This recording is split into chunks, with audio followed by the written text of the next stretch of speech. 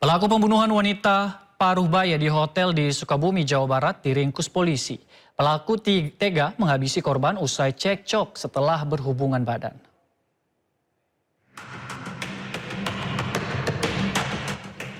Polisi menangkap ES, pelaku pembunuhan wanita di hotel di Jalan Stasiun Sukabumi.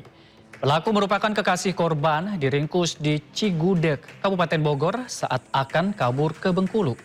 Pelaku tega menganiaya korban, sempat berselisih dengan korban, usai keduanya berhubungan badan.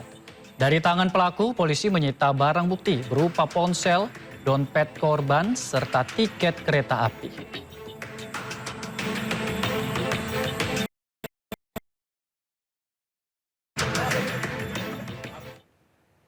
Tertangkap basah saat beraksi seorang pencuri diamuk massa di Sawah Besar, Jakarta Pusat. Sementara di kawasan Cengkareng, Jakarta Barat, pencuri tabung gas 3 kg babak belur dihajar massa.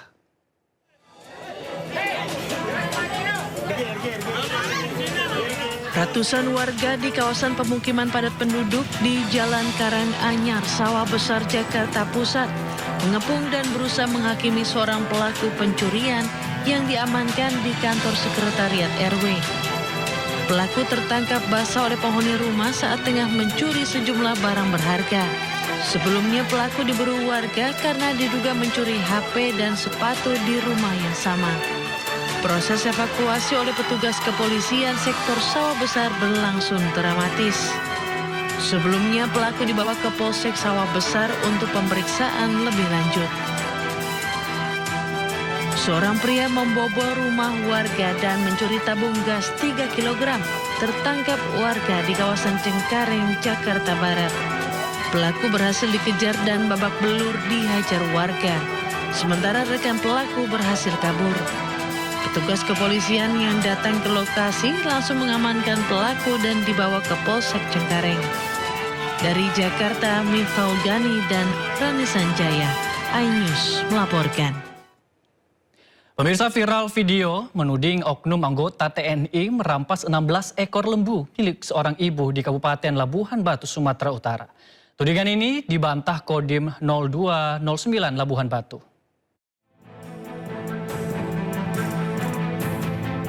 Beredar postingan di media sosial yang menjadi viral dengan narasi menyebutkan 16 ekor lembu milik seorang janda di Desa Seisiarti, Kecamatan Panai Tengah, Kabupaten Labuhan Batu, Sumatera Utara diduga dirampas oleh oknum aparat TNI sebanyak 1 kompi. Dalam video yang beredar, sejumlah pria berbadan tegap berjalan di lokasi gelap, sementara perekam video menyorot mereka dengan menggunakan senter. Harga diri tetap Indonesia itu. Aku kemarin melapor ke Polres. Gak ada tanggapan. Pengecut. Tangkaplah penjahat. Banyak penjahat laporkan. Tapi lembu ikut klaim mencuri. Malu kali aku sama negara ini. Malu. Aku malu negara ini. Malu. Jadi anak bangsa Indonesia.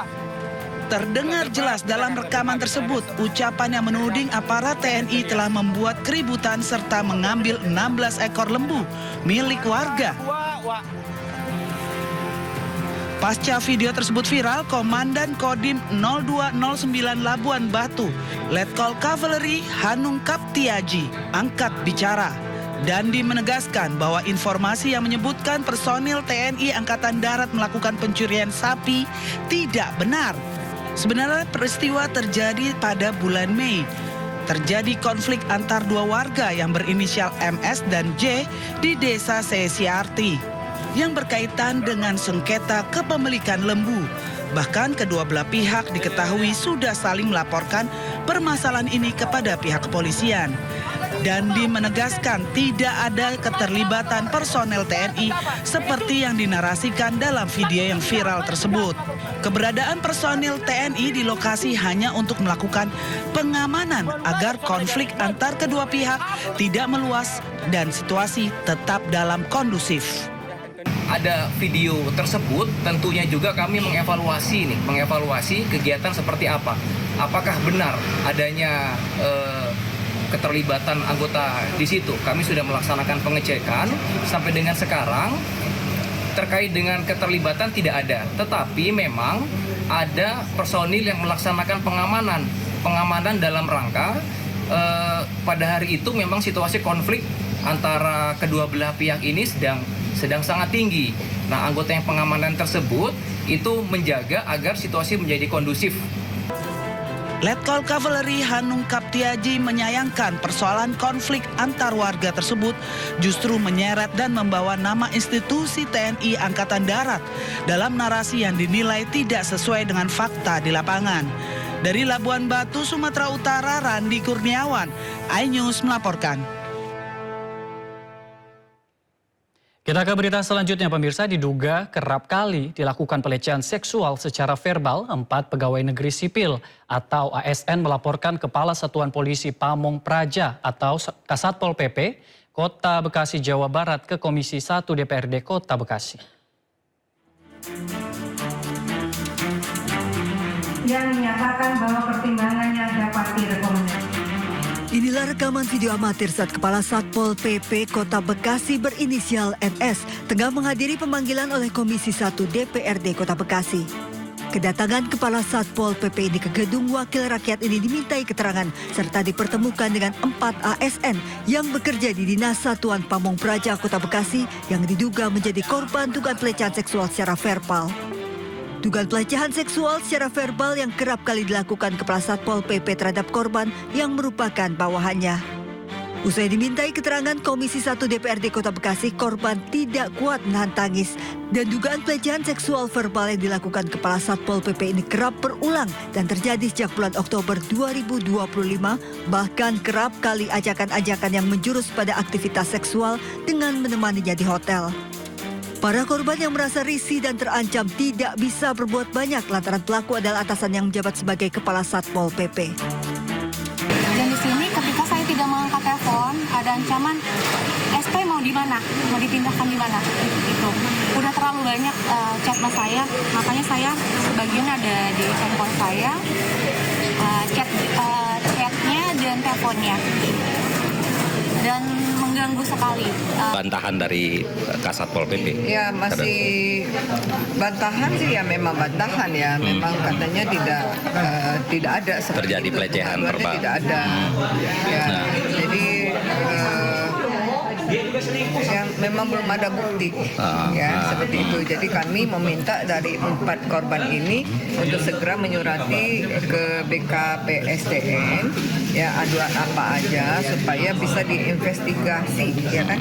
Nah dari situ nanti baru tembusnya kepada Komisi 1 baru kami bisa melihat siapa sebenarnya yang benar dan yang salah.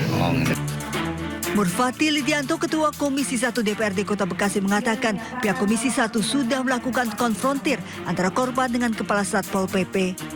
Dalam hal ini Kepala Satpol PP membantah semua tuduhan.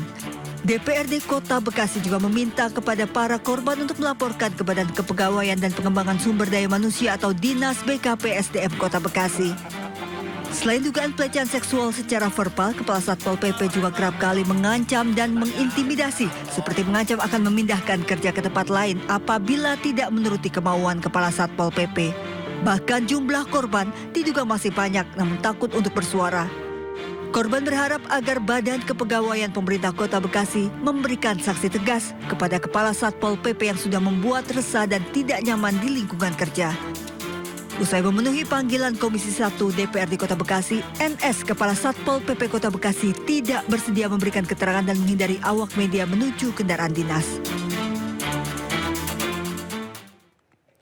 Ya, pemirsa, keluarga dan kerabat Dr. Ica, Pakai Noni, memberikan penghormatan terakhir di rumah duka di perumahan RSS Baumata, Kota Kupang.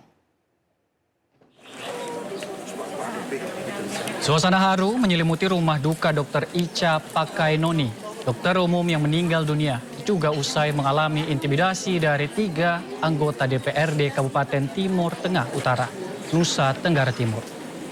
Pemirsa, sebelum dimakamkan, rangkaian prosesi diawali dengan misa requiem atau misa pemakaman. Dalam ibadah ini, keluarga dan kerabat mendoakan dokter yang dikenal sebagai sosok yang ramah dan berdedikasi dalam memberikan pelayanan kesehatan ini. Selesai misa, Peti jenazah almarhumah akan diarak dari rumah duka menuju tempat pemakaman umum Lilibah, Kota Kupang untuk dimakamkan.